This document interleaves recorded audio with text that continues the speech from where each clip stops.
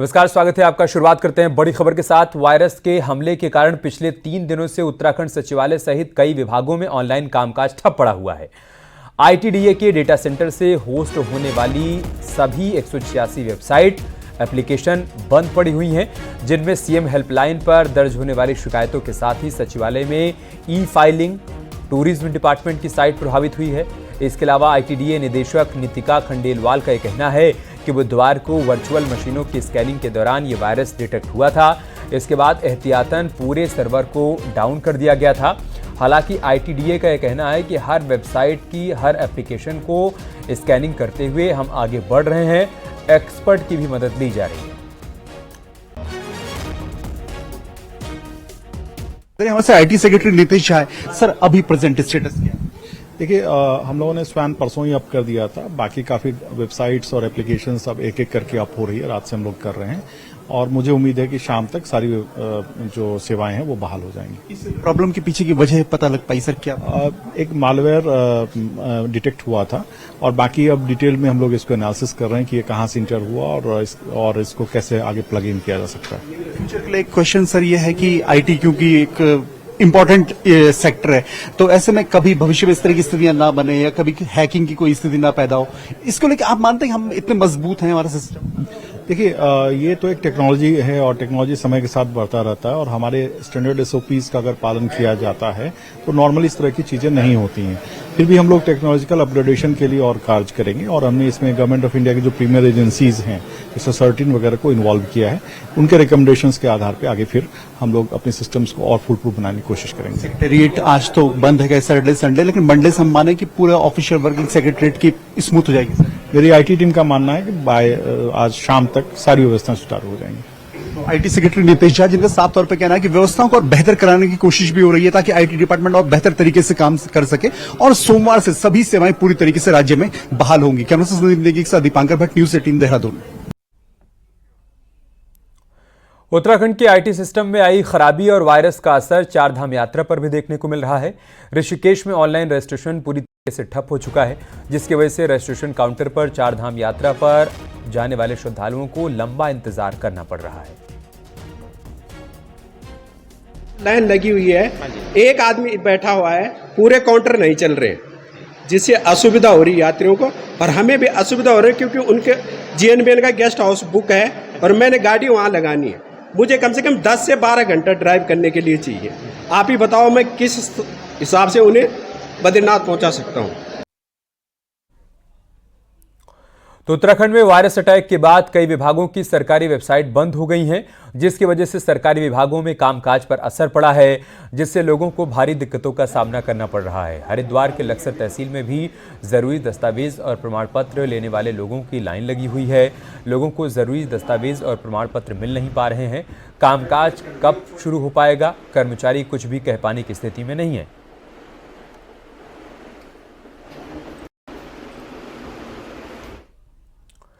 उधर चमोली के चौखंबा ट्रैक पर फंसे 2 विदेशी ट्रैकर्स की तलाश में आज फिर से सर्च ऑपरेशन चलाया जा रहा है। एनडीआरएफ और एसडीआरएफ की टीम सर्च ऑपरेशन चला रही हैं। कल भी दोनों ट्रैकर्स के लिए अभियान चलाया गया था, लेकिन उनकी लोकेशन मिल नहीं पाई थी। दोनों को ढूंढने गया वायुसेना का हेलीकॉप्टर वापस लौट आया था। अब फिर से आज तलाश की जाएगी। आपको बता दें कि चौखंबा ट्रैक पर गए 2 विदेशी ट्रैकर फंस गए थे।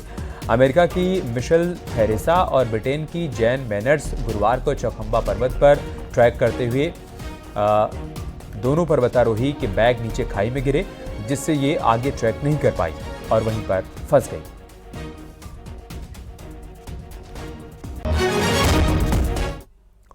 बात करते एक बड़ी खबर की। केदारनाथ धाम में शराब पीकर आने वालों की अब खैर नहीं है। यहां पुलिस किसी भी वक्त यात्रियों के एल्कोमीटर से चेकिंग कर सकती है। इसके लिए बाकायदा केदारनाथ में पुलिसकर्मियों को एल्कोमीटर दिए जाएंगे ताकि किसी यात्री पर शक होने पर यात्री की जांच सके। वहीं धाम की पवित्रता खराब करने वालों पर सख्त एक्शन लिया जाएगा। केदारनाथ का जो हमारा बाबा का मंदिर है, उसमें 100 मीटर एरिया में हम लोगों ने अब अल्कोमीटर वगैरह केदारनाथ चौकी में भेज दिया है और उसमें सरप्राइज रैंडमली चेकिंग सुबह या शाम या रात के टाइम पे होती रहेगी। तो मंदिर से 100 मीटर के एरिया में हम 0 टॉलरेंस ला रहे हैं। और सीएम पुष्कर सिंह धामी राजस्थान के दौरे पर हैं, जहां पर आबू रोड में सीएम प्रजापिता ब्रह्मा कुमारी विश्वविद्यालय के ग्लोबल समिट में शामिल हुए। जहां सीएम ने कार्यक्रम को संबोधित करते हुए कहा कि उत्तराखंड देवों की भूमि है और उत्तराखंड के कण कण में शंकर का वास है। देवभूमि में लोग दुनिया के कोने कोने से आते हैं।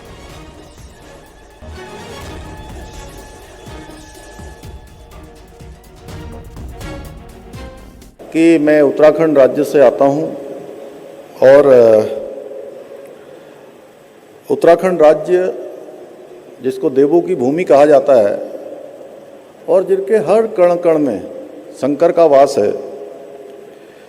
हमारा प्रदेश जहां एक और प्राकृतिक रूप से सुरम्य है, वहीं आध्यात्मिक रूप से भी विशिष्ट भी है और विश्व के कोने कोने से, दुनिया के कोने कोने से लोग उत्तराखंड में आकर, देवभूमि में आकर स्वयं की खोज करते हैं, यानी स्वयं को साधना में लगाते हैं, अपना शोधन करते हैं, हर दृष्टि से अपने को पाने का प्रयास करते हैं। जैसा अभी मोहित जी ने, यहाँ पर डॉक्टर मोहित जी ने कहा, और अपनी आध्यात्मिक यात्रा की शुरुआत भी वो कोशिश करते हैं कि देवभूमि उत्तराखंड से करें।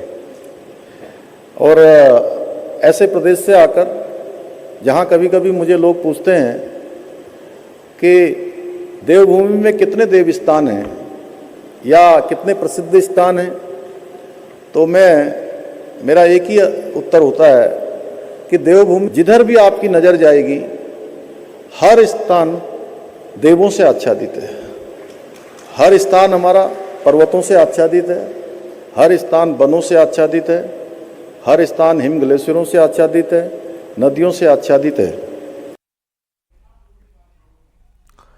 देहरादून में निकाय चुनाव में ओबीसी आरक्षण को लेकर विधानसभा में हो रही प्रवर समिति की तीसरी बैठक समाप्त हो गई। इस मीटिंग में समिति के सभी सदस्य मौजूद थे। 8 अक्टूबर तक विधानसभा स्पीकर को रिपोर्ट सौंपनी है। वहीं प्रवर समिति की रिपोर्ट के बाद विधानसभा का विशेष सत्र भी बुलाया जा सकता है। और देहरादून से हमारे सहयोगी दीपांकर भट्ट इस वक्त हमारे साथ जुड़ चुके हैं। दीपांकर, आपके पास क्या अपडेट, क्या जानकारी इस खबर से संबंधित? बिल्कुल अमित, यहाँ पर निकाय चुनाव को लेकर प्रवर समिति का गठन किया गया। 3 बैठक, आज तीसरी बैठक इसकी थी। अब इसमें यह तय किया गया कि ओबीसी आरक्षण को लेकर खासतौर पे मसला था। तो जो बात अभी संसदीय कार्य मंत्री प्रेमचंद अग्रवाल ने कही है कि निकाय चुनाव अब गवर्नमेंट समय पर करवाएगी। हाईकोर्ट को उन्होंने बताया हुआ है कि 10 नवंबर को हम अधिसूचना जारी करेंगे और 25 दिसंबर से पहले इलेक्शन हो जाएंगे। तो अब सरकार ने मान लिया है कि चुनाव समय पर होंगे और इस प्रवर समिति की जो रिपोर्ट का इंतजार होता है, उस रिपोर्ट को अब फिलहाल आप कह लीजिए कि नेपथ्य में रखा जाएगा, बैकग्राउंड में रखा जाएगा। मसला यह है कि ओबीसी, खासतौर उत्तराखंड का बॉर्डर उत्तर प्रदेश से एक बड़ा हिस्से में लगता है और शहरों में ओबीसी कई ऐसे हैं जो उत्तर प्रदेश और दूसरे राज्यों से आकर यहां पर हैं। तो उनकी गणना कहीं उत्तराखंड के ओबीसी में ना हो जाए, इसको लेकर प्रवर समिति की चिंता है। मेरे साथ यहां पर प्रवर समिति के मेंबर और विधायक खजानदास जी। सर, ये जो चिंता है कि उत्तर प्रदेश के ओबीसी को कहीं उत्तराखंड में ना गिन लिया जाए, इसलिए चुनाव करवा दिए जाए, प्रवर समिति का कार्यकाल अलग से बढ़ा दिया जाए। देखिए, आज माननीय हाई कोर्ट के आदेश के तहत आपको 8 नवंबर तक चुनाव का कार्यक्रम देना भी है और इसलिए ये तय किया गया है कि 11 तारीख अभी ये तय हुआ है कि जो अगला चुनाव जो अभी होना है 2024 का, उसको 2011 के आधार पे किया जाए, जैसे 18 में किया गया था। और ये चुनाव टाला न जाए, ये चुनाव 24 में जो करवाया जाए और जो प्रवर समिति का जो निर्णय होना है उसको पूरे साथ को देखते हुए, क्या शैक्षिक योग्यता को देखते हुए, शैक्षणिक और कुल मिलाकर के जैसा आर्थिक सामाजिक क्षेत्र को देखते हुए, और जिस प्रकार से उत्तर प्रदेश का ओबीसी यहाँ और यहाँ का ओबीसी कहीं बाहर या हिमाचल का ओबीसी, और उसको देखते हुए ये समिति का कार्यकाल बढ़ाने की बात की गई है। तो मुझे लगता है कि अभी 8 तारीख तक का कार्यकाल है और फिर माननीय अध्यक्ष जी से। तो अमित, यही महत्वपूर्ण बात है कि चुनाव होंगे और प्रवर समिति ओबीसी के विषय को अलग से चर्चा करेगी। ओके, बहुत बहुत शुक्रिया आपका हमारे साथ जुड़ने के लिए और जानकारी हम तक पहुंचाने के लिए। तो वहीं बार बार प्रवर समिति की बैठक पर पूर्व सीएम हरीश रावत का कहना है कि बीजेपी निकाय चुनाव से डर रही है। चुनाव पीछे खिसकाने के लिए प्रवर समिति का बहाना बनाया जा रहा है। आपको बता दें कि निकाय चुनाव में ओबीसी आरक्षण को लेकर प्रवर समिति बनाई गई है, जिसकी आज देहरादून में तीसरी बैठक होने जा रही है। निर्णय पर सत्ता इसलिए नहीं पहुंच पा रही है क्योंकि चुनाव से डर रही है, चुनाव को पीछे खिसकाना चाहती है और उसके लिए ये प्रवर समिति बहाना बनी है। स्पीकर महोदय ने प्रवर समिति के गठन की अनुमति दे करके ये नगरीय व्यवस्था की जो लोकतांत्रिक व्यवस्था थी उसका सरकार को अपहरण करने दिया है। और उत्तर प्रदेश के बाद अब उत्तराखंड में भी सीआर के हमले के मामले लगातार सामने आ रहे हैं। हल्द्वानी के गौलापार इलाके में सीआर की ऐसी दहशत है कि लोग डरे और सहमे हुए हैं। सीआर एक दो नहीं बल्कि कई लोगों को घायल कर चुका है।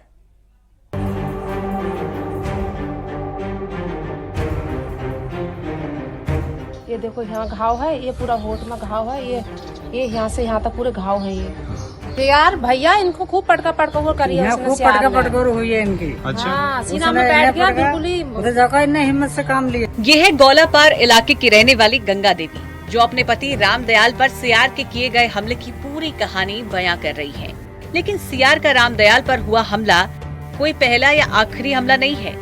गौलापार के इस खेड़ा और नवार खेड़ा इलाके में पिछले 2 दिनों के अंदर सीआर 19 लोगों पर जानलेवा हमला बोल चुका है, जिसमें से 2 लोग तो गंभीर रूप से घायल हैं, जिससे गौलापार के लोग दहशत में हैं और हमलावर सीआर को पकड़ने की मांग कर रहे हैं। वो बाथरूम करने को आया, मैं वहीं खड़ा था, वो मेरे पर लिपट गया, मैंने 3 बार धक्का मारा, वो मेरे को फिर बार आ जा रहा, छोड़िए नहीं रहा, तो मैंने कही मार देगा ये। फिर मैंने उसके काने पकड़ लिए थे, कान पकड़ के फिर मेरे पंजे मारते रहा वो, फिर मैंने गिरा लिया उसको।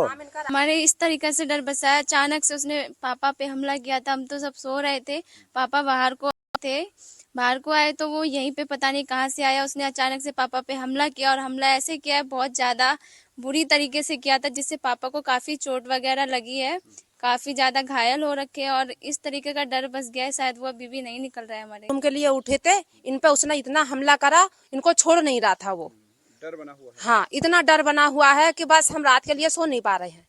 हमारे छोटे छोटे बच्चे हैं, लेबर आदमी हैं, और हमारा एक कुत्ता था, वो तो कुत्ते ने इनको बचा दिया। भाबर के इस इलाके में अभी तक इंसानों पर टाइगर और लेपर्ड के ही हमले देखे जाते थे, लेकिन अब इस लिस्ट में सीआर की भी एंट्री होने के बाद लोगों में दहशत है। खौफ के साए में जी रहे गौलापार के लोगों ने तो एक सीआर को मौत के घाट उतार दिया, लेकिन इसके बावजूद हमले रुकने का नाम नहीं ले रहे। हल्द्वानी से न्यूज़ 18 के लिए शैलेंद्र नेगी की रिपोर्ट। उधर कोटद्वार के झंडी चौड़ इलाके में खेत में विशालकाय अजगर आने से हड़कंप मच गया। धान की फसल काटते समय खेत में विशालकाय अजगर दिखा तो तकरीबन 9 फीट लंबा था। वहीं अजगर को देखकर किसान जो वहां पर काम कर रहे थे भागने लगे। सूचना मिलने के बाद मौके पर वन विभाग की टीम पहुंची और अजगर का रेस्क्यू किया गया।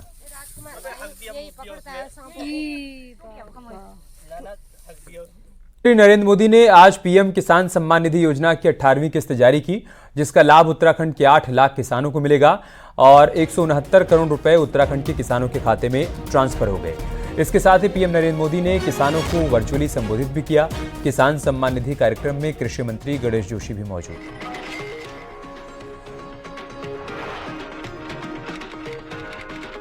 किसान निधि की 18वीं किस्त महाराष्ट्र के वासियों से आपने देश के 9 करोड़ 40 लाख लोगों को जारी की, 20,000 करोड़ रुपया आपने जारी किया। वहीं उत्तराखंड के 7,98,000 किसानों को सीधा डीबीटी के माध्यम से उनके खातों में पैसा गया, जिसमें 169 करोड़ रुपया उनके खाते में गया। और आज सुबह में ग्रामीण क्षेत्र में भी किसानों के कार्यक्रम में था और जब मैंने एक बुजुर्ग व्यक्ति को उठाया तो मैंने उससे सवाल पूछा, क्या कभी आपने सोचा था कि आपको किसान सम्मान निधि कभी मिलेगी इस प्रकार? तो उसकी आंखों में आंसू थे, क्योंकि देश का प्रधानमंत्री अगर देश की सीमा पर बैठे हुए जवान के बारे में सोचता है तो हमारा अन्नदाता किसान के बारे में भी सोचता है। पौड़ी में बढ़ते अपराध को रोकने के लिए महिला पुलिस की पिंक यूनिट टीम एक्टिव हो गई है। पिंक टीम स्कूलों में जाकर बच्चों से मुलाकात कर रही है और उनको अलर्ट भी कर रही है। महिला पुलिस छात्राओं को बता रही है कि कोई संदिग्ध व्यक्ति अगर उनके साथ किसी भी तरीके से छेड़खानी करे या फिर अभद्र व्यवहार करे तो फौरन इसकी शिकायत दर्ज कराएं।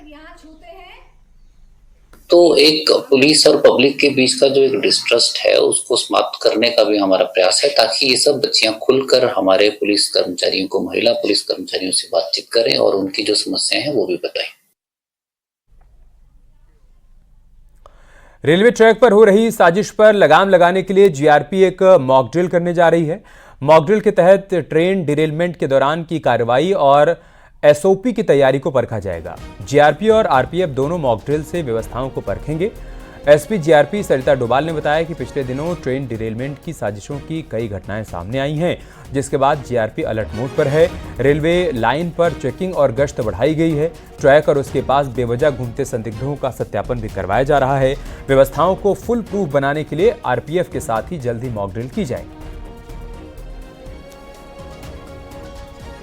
हमारी जो जीआरपी है और आरपीएफ के समन्वय से हम लोग ट्रैफिक चेकिंग लगातार कर रहे हैं। इसके साथ ही जो हमारी एसओपी है डिरेलमेंट को लेकर के, उसका भी हम लोग समय आने पर मॉक ड्रिल करेंगे और जो जिसका रोल है उसमें उसको उसके बारे में बताया जाएगा। देखिए, इसमें जो संदिग्ध है उनका भी हम लोग सत्यापन की कार्रवाई कर रहे हैं। पूर्व में जो इस तरीके की घटनाओं में प्रकाश में आए हैं उनका भी हम लोग सत्यापन कर रहे हैं। इसके अलावा ऐसे एरियाज़ जो कि इस लिहाज से सेंसिटिव हैं उसका भी हम आइडेंटिफिकेशन कर रहे हैं। पौड़ी जिले में 371 किलोमीटर सड़क बदहाल है। जिले के तमाम इलाकों में सड़क का निरीक्षण करने के बाद कोटद्वार पहुंचे पीडब्ल्यूडी के अपर सचिव ने कहा कि इसी महीने में सभी सड़कों को ठीक कर दिया जाएगा। इसमें नेशनल हाईवे से लेकर स्टेट हाईवे और शहर के अंदर की सड़कें शामिल हैं। आपको बता दें कि बरसात में सड़कों को भारी नुकसान पहुंचा है, जिससे लोगों को आवाजाही में परेशानियों का सामना करना पड़ रहा है। पौड़ी जनपद में लगभग 371 किलोमीटर की लंबाई में जो सड़क हैं हमारे, चाहे स्टेट हाईवे हो, अदर डिस्ट्रिक्ट रोड हो या नेशनल हाईवेज हो, तो उनमें काम होना है। तो उसको जो डेडलाइन हमें दिया गया है और हम लोगों ने जो समय सीमा इनका आप लोग के लिए निर्धारित की है, तो अक्टूबर तक किसी भी दशा में इसको पैचवर्क का काम हम लोग कर लेंगे। अल्मोड़ा में 150 साल पहले से रामलीला का इतिहास जुड़ा हुआ है। 1860 में सबसे पहले भद्रेश्वर से कुमाऊं में रामलीला की शुरुआत हुई। कलाकार मंचन के साथ ही गायन भी खुद ही करते हैं। अल्मोड़ा में भद्रेश्वर में सबसे पहले रामलीला का मंचन लालटेन और छिलके जलाकर किया गया।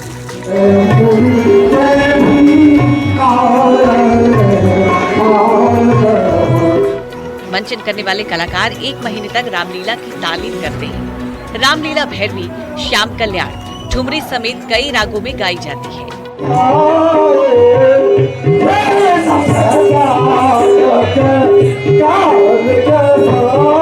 रामलीला में अभिनय करते हुए कम से कम मुझे लगता है कि 17-18 साल हो गए और आज मैं दशरथ की भूमिका में हूँ। ये रामलीला का द्वितीय दिवस है और आज का जो प्रसंग है वो दशरथ विश्वामित्र प्रसंग और उसके बाद ताड़िकावाद। 1-2 महीने की तालीम रहती है जिसमें हम पूरा अभ्यास करते हैं इसका। ये रामलीला में हम खुद गा के खुद नाटक करके अपना मंचन करते हैं इसमें।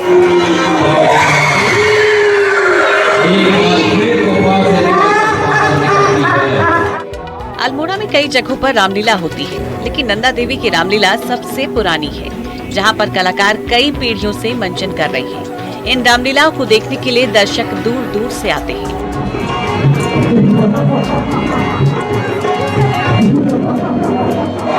अल्मोड़ा की रामदा जी की भद्रेश्वर से शुरू हुई, 1860 में शुरू होकर ये अब नंदा देवी तक पहुंच गई। इससे पहले इसका जो पड़ाव था भद्रेश्वर आई तुनेरा में, तो 2 समय तुनेरा हो, इसके नंदा देवी में रामलीला का जो अभी तक 65 वर्ष हो चुके हैं नंदा देवी के, और उससे भद्रेश्वर से अब तक की रामलीला 150 से ऊपर हो चुका है। सांस्कृतिक नगरी अल्मोड़ा अपने साथ कई इतिहास समेटे हुए है। रामलीलाओं का मंचन हो या फिर दशहरे में रावण परिवार के पुतले, सब यही देखने को मिलता है। न्यूज़ 18 के लिए अल्मोड़ा से किशन जोशी की रिपोर्ट।